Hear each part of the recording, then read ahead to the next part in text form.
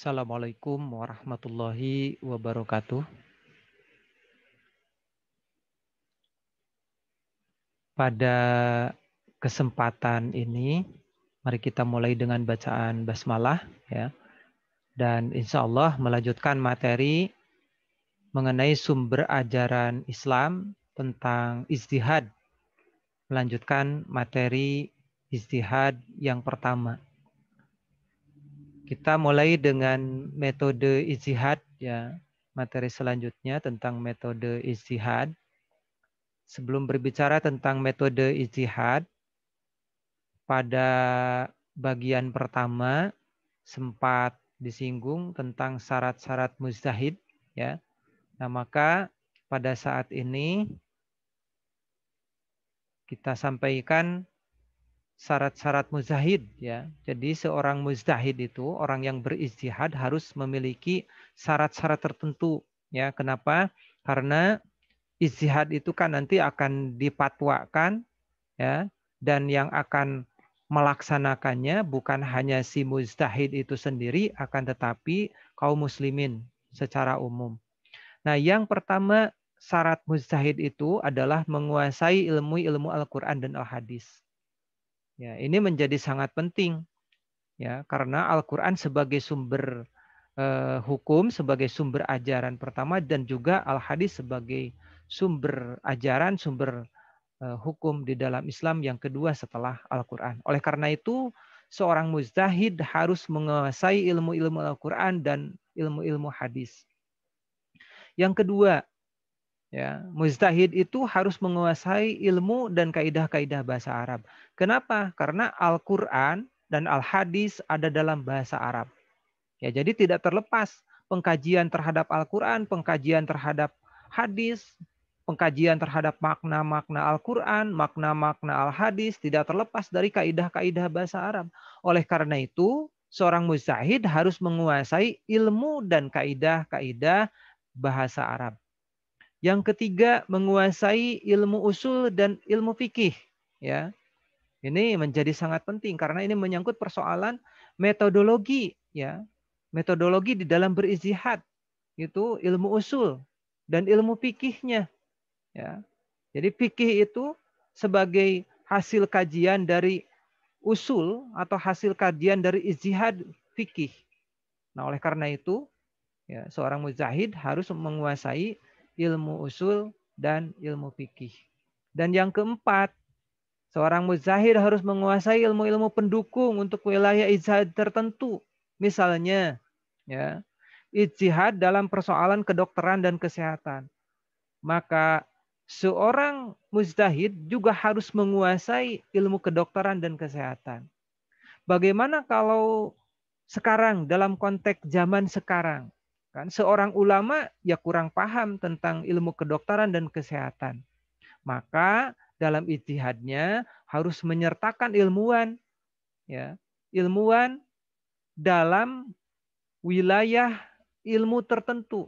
Misalnya tadi ketika wilayah yang akan diijtihad itu dalam persoalan kedokteran dan kesehatan, maka seorang mujtahid, seorang ulama harus melibatkan ilmuwan dalam bidang kedokteran dan kesehatan. Jikalau ijtihadnya dalam persoalan ekonomi, maka harus melibatkan juga ilmuwan dalam bidang ekonomi dan lain sebagainya. Nah, itu menjadi syarat mujtahid. Oleh karena itu dalam konteks sekarang, ya, ijtihadnya tidak bisa dilakukan oleh seorang ulama saja yang memahami ilmu Quran, al-hadis, kaidah bahasa Arab, ilmu usul fikih, ya. Tapi juga ya harus dibarengi oleh ilmuwan yang menguasai ilmu-ilmu pendukung dalam wilayah ijtihad tertentu. Ini ya berbeda dengan dulu. Kalau sekarang itu ya penguasaan ilmu itu sudah dilakukan secara spesialisasi, ya, menguasai ilmu tertentu. Tapi kalau dulu ya para ulama itu sangat luar biasa. Mereka bukan hanya menguasai ilmu fikih menjadi fuqaha, ya, atau memahami ilmu Quran dan hadis, kaidah bahasa Arab dan lain sebagainya, tapi juga menguasai ilmu-ilmu pendukung. Ya. Nah, kalau sekarang itu ya sudah dilakukan spesialisasi ilmu, maka ijtihad harus dibarengi dengan ilmuwan yang menguasai ilmu-ilmu pendukung dalam wilayah ijtihad tertentu. Yang pertama, metode kias, ya. Apa itu kias? Kias itu menetapkan suatu hukum tentang satu peristiwa yang belum ada hukumnya, ya, tentunya belum ada hukumnya di dalam Al-Qur'an dan As-Sunnah, dengan menyamakan hukum kepada peristiwa yang sudah ada hukumnya dalam Al-Qur'an dan As-Sunnah, dalam Al-Hadis, karena adanya persamaan ilat hukum, adanya persamaan motivasi hukum, ya. Tadi jadi menyamakan hukum pada peristiwa yang sudah ada hukumnya. Karena ada persamaan ilat hukum. Ya, ada persamaan ilat hukum. Nah, kehujahan kias ini ada dalam Quran surat An-Nisa ayat 59. Ya, redaksi ayatnya, fa in tanazatum fi syai'in farudduhu ilallahi wa rasul. Kemudian jika kamu berlainan pendapat tentang sesuatu hal, maka kembalikanlah kepada Allah, kepada Al-Quran, dan kepada Rasul, kepada As-Sunnah. Menurut Imam Syafi'i ini adalah kias, metode kias. Ya. Jadi menganalogikan ya kasus yang dalam konteks sekarang tidak ada hukumnya, ya, tapi karena ada persamaan ilat, ya, ada kasus peristiwa yang sudah ada hukumnya di dalam Al-Quran maupun As-Sunnah. Nah, sumber dasar hukum kias ini juga ada di dalam hadis riwayat Ahmad dan Abu Daud. Jadi pada suatu hari, ya, Umar bin Khattab ini terpesona oleh istrinya, lalu mencium istrinya, padahal kata Umar, aku dalam keadaan berpuasa. Kemudian kata Umar, aku menghadap Nabi Muhammad Shallallahu Alaihi Wasallam lalu bertanya, hari ini aku telah melakukan suatu perkara yang besar, yakni aku mencium istriku, padahal aku sedang berpuasa. Lalu Rasulullah SAW menjawab, ya, menjawabnya ya bukan batal atau tidak, ya, tapi memberikan jawaban berupa pertanyaan. Bagaimanakah pendapatmu andai kata kamu berkumur-kumur padahal kamu sedang berpuasa? Ini jadi Rasul balik bertanya kepada Umar bin Khattab, ya, itu bagaimanakah pendapatmu Umar andai kata kamu berkumur-kumur padahal kamu sedang berpuasa? Kemudian Umar menjawab, hal itu tidak apa-apa, sahutku, kata Umar. Maka kata Nabi Shallallahu Alaihi Wasallam, maka kenapa engkau tanyakan? Ya, nah ini, jadi ini menunjukkan bahwa mencium istrinya Umar, ya, ketika sedang berpuasa dianalogikan kepada berkumur-kumur. Oleh karena itu tidak membatalkan puasa. Ini dasar hadisnya tentang kias. Contoh kias, ya. Di dalam kias itu ada arkanul kias, rukun kias, ya. Yang pertama itu asal. Nah, dalam hal asal, contohnya adalah tentang zakat fitrah. Rasulullah Shallallahu Alaihi Wasallam, ya, zakat fitrah dengan kurma atau gandum. Nah, lalu hukum asalnya berarti zakat dengan kurma dan gandum itu boleh. Kenapa? Karena memang dicontohkan oleh Rasulullah Shallallahu Alaihi Wasallam. Bagaimana halnya, ya, untuk sekarang masa di Indonesia, zakat fitrah dengan beras atau sagu, ya. Nah, makanya kemudian dilihat ilatnya. Apa ilat dari kurma atau gandum? Ya. Kurma atau gandum adalah makanan pokok. Beras dan jagung, ya, sagu adalah makanan pokok juga. Nah, karena ilatnya sama, ya, maka berzakat dengan beras dan jagung atau sagu diperbolehkan karena sama-sama makanan pokok. Jadi kalau pada masa Rasulullah Shallallahu Alaihi Wasallam kurma dan gandum itu makanan pokok, maka di kita di Indonesia boleh berzakat dengan makanan pokok. Apakah mau dengan beras, dengan jagung, atau gandum. Yang jelas itu makanan pokoknya. Itu contoh kias. Ya. Nah, kemudian yang kedua, metode yang kedua yaitu istihsan. Apa itu istihsan?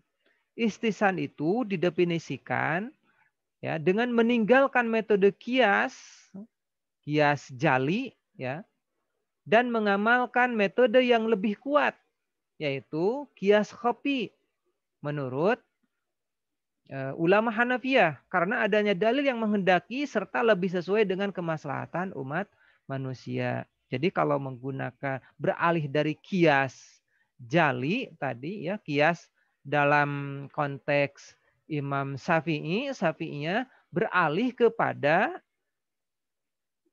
metode yang lebih kuat karena ada dalil yang menghendaki dan lebih menunjukkan kemaslahatan pada umat manusia. Ya, contohnya zakat fitrah dengan uang. Ya, kenapa zakat fitrah dengan uang? Ya, karena lebih memudahkan, lebih maslahah. Karena semua orang punya uang, tapi semua orang belum tentu punya beras yang cukup. Ya, karena untuk makan ada orang punya uang, maka beli beras kemudian dimasak jadi nasi. Nah, sekarang zakat fitrah dengan uang. Dalam konteks ulama Hanafiyah, ya, itu lebih maslahah, lebih memudahkan dibanding zakat fitrah dengan beras menurut mereka. Kenapa? Kita bisa lihat. Kalau kita mau melakukan zakat fitrah, ya, rumahnya 500 meter. Dan yang harus di zakat fitrahi itu taruh saja ada 10 orang. Ya, 2,5 kilo kali 10 berarti sudah 25 kilo. Ya, 25 kilo. Itu dibawa oleh keluarga, kepala keluarga. Ya, digendong 25 kilo. Lumayan agak berat di situ. Baru sampai ke panitia zakat fitrah, kemudian zakat fitrah dengan beras. Ya. Tapi kalau zakat fitrah dengan uang, ya tidak perlu ada yang digendong, cuman membawa uang di saku, ya di situ. Jadi kalau tadi 25 kilo, ya harga beras 10.000, maka hanya membawa uang 250.000 dan itu tidak berat. Simpan saja di saku, kemudian pergi ke panitia zakat fitrah dibayarkan. Nah itu lebih memudahkan. Itu satu. Kemudian yang kedua, ya zakat fitrah itu kan dibagikan kepada asnaf zakat fitrah. Di antaranya fakir miskin. Dan di antara fakir miskin itu ada nenek-nenek, ada kakek-kakek di situ. Kalau ternyata dia mendapat bagian taruh saja 1 kintal, ya bagaimana dia membawanya? Agak kesulitan. Tapi kalau dengan uang lebih mudahkan karena uang tadi bisa dimasukkan ke saku, tidak memberatkan. Nah itu ya, itu contoh dari istihsan, zakat fitrah dengan uang. Kemudian yang ketiga, metode yang ketiga yaitu maslahah mursalah. Ya. Maslahah mursalah itu menetapkan hukum berdasarkan pada kemaslahatan. Metode ini ya itu lebih didominasi oleh mazhab Malikiyah, maslahah mursalah. Nah, hanya ada syarat ya untuk berijtihad dengan metode maslahah mursalah ini. Yang pertama, ya, kemaslahatan itu sejalan dengan syara dan termasuk jenis kemaslahatan yang didukung nas secara umum. Jadi ada dukungan nasnya ya secara umum. Di situ dukungan ayat Al-Qur'an atau hadis secara umum yang pertama. Yang kedua, kemaslahatan itu bersifat rasional dan pasti. Jadi kemaslahatannya bukan perkiraan ya, tapi harus pasti dan rasional. Benar ini maslahat, bukan perkiraan. Sehingga hukum yang dihasilkan benar-benar manfaat dan menolak kemudaratan, menolak kerusakan. Yang ketiga, kemaslahan itu menyangkut kepentingan orang banyak. Ya, jadi yang harus diperhatikan itu kemaslahatan orang banyak, bukan kemaslahatan sekelompok orang atau kemaslahatan individu. Ya. Jadi kemaslahatan yang diperhatikan adalah kemaslahatan orang banyak. Yang keempat, kemaslahatan itu termasuk dalam kategori maslahah yang doruriyah, baik untuk pribadi maupun untuk umum. Ya, jadi kemaslahatan yang sangat dibutuhkan baik oleh pribadi maupun oleh umum. Nah, itu syarat ya dalam berijtihad dengan menggunakan metode maslahah mursalah di situ. Contoh ya, hasil ijtihad dengan maslahah mursalah. Adanya penjara, ya, adanya surat nikah. Itu hasil dari maslahah mursalah. Zaman Rasulullah ya, itu tidak ada surat nikah kalau para sahabat menikah. Tetapi untuk saat ini surat nikah diperlukan ya sebagai bukti pernikahan ya. Karena bisa jadi ada salah satu pihak yang dirugikan. Boleh saja misalnya pihak perempuannya atau pihak laki-lakinya mengakui ya tidak terjadi pernikahan, mungkin saja karena tidak ada bukti. Ya, bagaimana kalau misalnya bukti ada saksi, ada naib dan lain sebagainya? Bagaimana kalau misalnya saksi naibnya tidak ada ya? Misalnya pergi jauh ya atau sudah meninggal karena corona misalnya di situ. Nah, oleh karena itu untuk saat ini ya diperlukan surat nikah. Ya. Ini sebagai hasil kajian dari metode maslahah mursalah. Ya, contoh betapa perlunya surat nikah terutama bagi wanita ya. Nah, misalnya ada seorang wanita menikah ya, menikah kemudian suaminya langsung pergi untuk mencari nafkah ya ke kota yang jauh. Seminggu dia pulang, 2 minggu masih pulang ya. Seminggu sekali, 2 minggu sekali, sebulan sekali, 2 bulan sekali ya.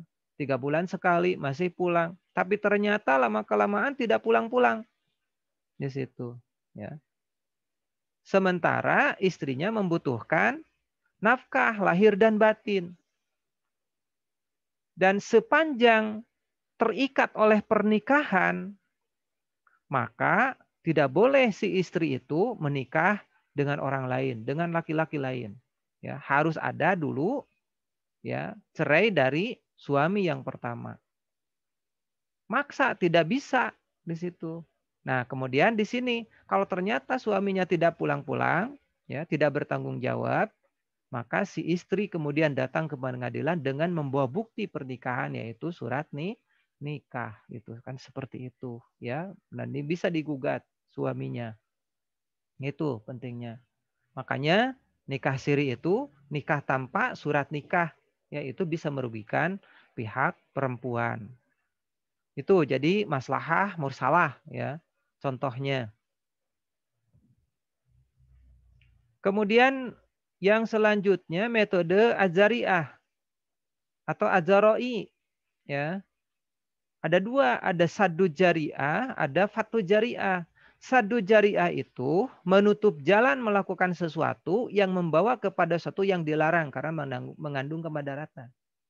Jadi yang pokoknya mengandung kemadaratan, maka jalan untuk sampai kepada pokok yang dapat memberikan madarat itu makanya termasuk hukumnya haram. Sama dengan pokoknya. Ya. Ini. Jadi menutup jalan melakukan sesuatu yang membawa kepada sesuatu yang dilarang karena mengandung madarat, mengandung kerusakan. Contoh, larangan terhadap hal-hal yang dapat membawa pada perzinahan.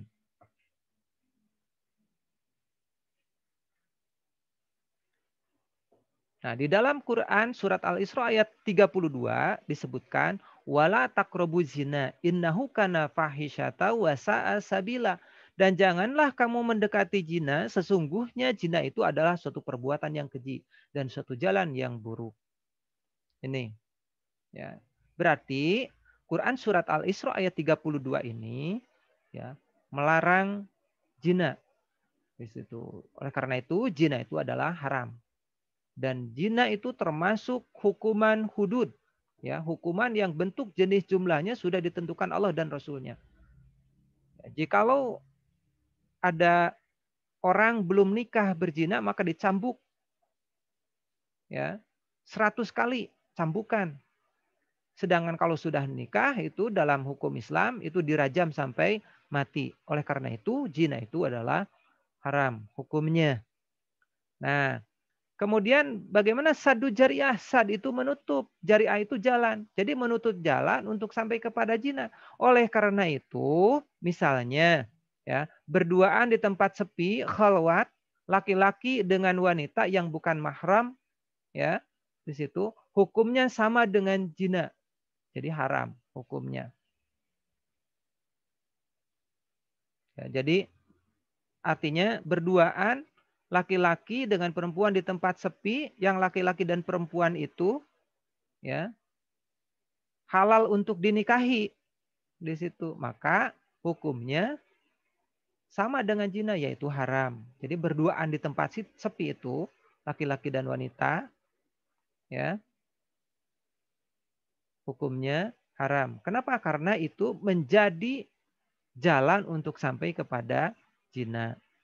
Tuh. Kemudian bagaimana kalau misalnya chatting, kirim foto ya, sehingga kemudian dengan chatting secara intens, kirim foto dan lain sebagainya, ya, menyebabkan dia ingin bertemu, maka hukumnya sama tadi dengan zina, yaitu hukumnya haram juga di situ. Kenapa?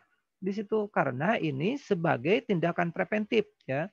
Jadi menutup jalan untuk sampai kepada zina, hukumnya haram juga di situ. Kemudian di dalam surat Al-Isra ayat 32 yang dilarang itu wala taqrabu zina, mendekatinya, berarti jalannya yang dilarang itu. Ya. Jadi jalan untuk sampai kepada zina. Itu sadud jariah. Ya. Kemudian yang kedua fathud jariah. Ya. Apa itu? Membuka jalan untuk melakukan sesuatu yang membawa kepada sesuatu yang diwajibkan karena mengandung kemaslahatan. Misalnya yang pokoknya perbuatan yang mengandung maslahah, ya, kebaikan. Maka jalan untuk sampai kepada itu maka termasuk yang maslahah juga. Contohnya, ya, hukum pokoknya sholat. Ya, jalan yang dapat menyampaikan kepada tegaknya salat hukumnya wajib juga. Kenapa? Karena salat itu wajib. Maka jalan untuk sampai kepada salat hukumnya wajib juga. Seperti wudhu. Wudhu itu hukumnya wajib. Nah, dalam Quran surat Al-Baqarah ayat 43 disebutkan wa aqimus shalah wa atuz zakah warka'u ma'ar raki'in. Dan dirikanlah sholat, tunaikanlah zakat, dan rukulah beserta orang-orang yang ruku. Wa aqimus shalah, dirikanlah sholat. Sholat itu wajib hukumnya. Maka jalan untuk sampai kepada sholat itu wudhu. Maka hukum wudhu ya hukumnya sama dengan sholat, yaitu wajib. Memakai pakaian suci, pakaian bersih dari najis juga hukumnya sama, yaitu wajib, sama hukumnya dengan sholat. Ya, karena itu merupakan jalan yang dapat menyampaikan kepada sholat. Nah, itu namanya fathud jariah. Ya, baik saudara sekalian, untuk sesi materi yang kedua tentang ijtihad itu saja ya yang dapat Bapak sampaikan. Mudah-mudahan bermanfaat. Silahkan dua materi ini direview ya, dan tugasnya nanti dipostkan di classroom. Itu saja. Assalamualaikum warahmatullahi wabarakatuh.